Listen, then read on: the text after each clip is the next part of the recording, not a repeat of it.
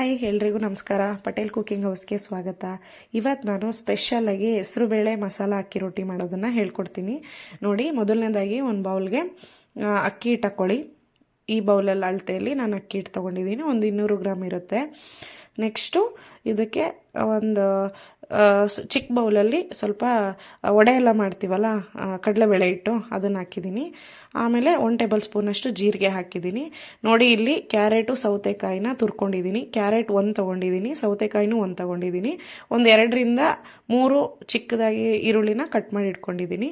Next ಹಸಿ ಮೆಣಸಿನ್ಕಾಯಿ paste ಸೇರಿಸ್ಕೊಂಡಿದ್ದೀನಿ, 1-2 table ಸ್ಪೂನಷ್ಟು.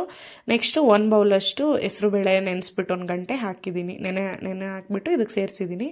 ನೆಕ್ಸ್ಟು ಸಬ್ಬಸಿಗೆ ಸೊಪ್ಪು, ಕೊತ್ತಂಬರಿ, ಕರಿಬೇವು ಸೊಪ್ಪನ್ನ ನೀಟಾಗಿ ವಾಶ್ ಮಾಡಿಬಿಟ್ಟು ಚಿಕ್ಕದಾಗಿ ಕಟ್ ಮಾಡಿ ಇದಕ್ಕೆ ಹಾಕಿದ್ದೀನಿ. ನೆಕ್ಸ್ಟು 1 ಟೇಬಲ್ ಸ್ಪೂನಷ್ಟು ಓಂಕಾಳು ಬರುತ್ತಲ್ಲ, ಅದನ್ನು ಹಾಕಿದ್ದೀನಿ. ನೆಕ್ಸ್ಟು ರುಚಿಗೆ ತಕ್ಕಷ್ಟು ಉಪ್ಪನ್ನ ಹಾಕಿದ್ದೀನಿ ನೋಡಿ. ನೆಕ್ಸ್ಟು ಇದನ್ನು ನೀಟಾಗಿ ಒಂದ್ಸಲಿ ಹಾಗೆ ಮಿಕ್ಸ್ ಮಾಡ್ಕೊಳ್ಳಿ. ನೀರು ಹಾಕೋಕ್ಕಿಂತ ಮುಂಚೆನೇ ಚೆನ್ನಾಗಿ ನೀಟಾಗಿ ಎಲ್ಲ ಹಿಟ್ಟಿನ ಜೊತೆ ಹೊಂದ್ಕೊಳ್ಳಿ, ತರಕಾರಿ ಎಲ್ಲ ಮಿಕ್ಸ್ ಆಗಲಿ. ನೆಕ್ಸ್ಟು ಸ್ವಲ್ಪನೇ ನೀರು ಹಾಕ್ಕೊಂಡು ನೀಟಾಗೆ ಇದನ್ನು ಕಲಿಸ್ಕೊಳ್ಳಿ.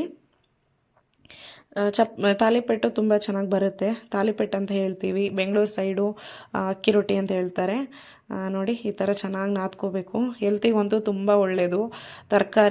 ಸೊಪ್ಪು ತರಕಾರಿ ಎಲ್ಲ ಹಾಕಿ ಮಾಡೋದ್ರಿಂದ ತುಂಬ ಹೆಲ್ತ್ ಬೆನಿಫಿಟ್ ಇರುತ್ತೆ. ಆರೋಗ್ಯಕ್ಕೂ ತುಂಬ ಒಳ್ಳೆಯದು.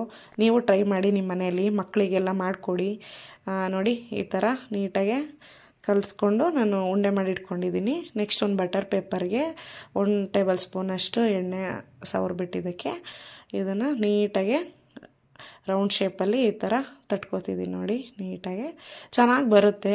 ಹಿಟ್ಟು ಮಾತ್ರ ಸ್ವಲ್ಪ ಗಟ್ಟಿ ಇರಬೇಕು, ಆವಾಗ ನೀಟಾಗೆ ಚೆನ್ನಾಗಿ ಬರುತ್ತೆ. ಪೇಪರಿಂದ ಹೇಳುತ್ತೆ ನೀಟಾಗೆ. ಹಾಗಾಗಿ ಸ್ವಲ್ಪ ಗಟ್ಟಿಗೆ ಕಲಿಸ್ಕೊಳ್ಳಿ ಹಿಟ್ಟನ್ನ.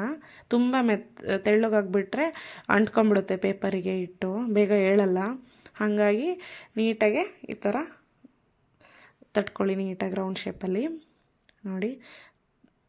ಲಂಚ್ ಬಾಕ್ಸಿಗಂತೂ ತುಂಬ ಚೆನ್ನಾಗಿರುತ್ತೆ, ಮೆತ್ತಗಿರುತ್ತೆ. ಸೌತೆಕಾಯಿ ಎಲ್ಲ ಹಾಕಿದ್ದೀವಲ್ಲ, ಸೊಪ್ಪೆಲ್ಲ ಹಾಕಿದ್ದೀವಲ್ಲ, ತುಂಬ ಒಳ್ಳೆಯದು.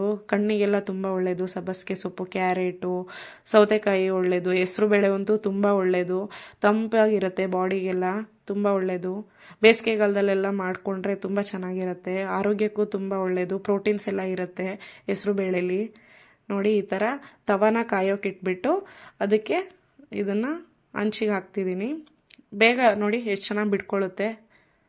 ನೀಟಾಗಿ ಪೇಪರಿಂದ ಬಿಟ್ಕೊಂಡ್ಮೇಲೆ 1 ಟೇಬಲ್ ಸ್ಪೂನಷ್ಟು ನಾನಿಲ್ಲಿ ಎಣ್ಣೆ ಹಾಕಿದ್ದೀನಿ ಮೇಲ್ಗಡೆ ನೀಟಾಗೆ ನೋಡಿ. ಈ ಥರ ಕಲರ್ ಚೇಂಜ್ ಆಯಿತು. ಇದನ್ನು ಮತ್ತೆ ತಿರುಗಿಸ್ಬಿಟ್ಟು ಇನ್ನೊಂದು ಕಡೆನೂ ನೀಟಾಗಿ ಬೇಯಿಸ್ಕೊಳ್ಳಿ. ಒಂದು 5 ನಿಮಿಷ ಆದರೂ ಬೇಕು ನೀಟಾಗಿ ಬೇಯೋಕ್ಕಿದು ನೋಡಿ. ಎಷ್ಟು ಚೆನ್ನಾಗಿ ಬಂದಿದೆ, ನೀಟಾಗೆ ಬೇಯ್ತಿದೆ ನೋಡಿ. ನೋಡಿ ಸಾಫ್ಟಾಗಿ ಬಂದಿದೆ, ತೋರಿಸ್ತಿದ್ದೀನಲ್ಲ ಈ ಥರ ಮೆತ್ತಗೆ ಎಷ್ಟು ನೀಟಾಗಿದೆ, ಸಾಫ್ಟಾಗೆ ತುಂಬ ಚೆನ್ನಾಗಿದೆ. ನೀವು ಒಂದ್ಸಲಿ ಟ್ರೈ ಮಾಡಿ.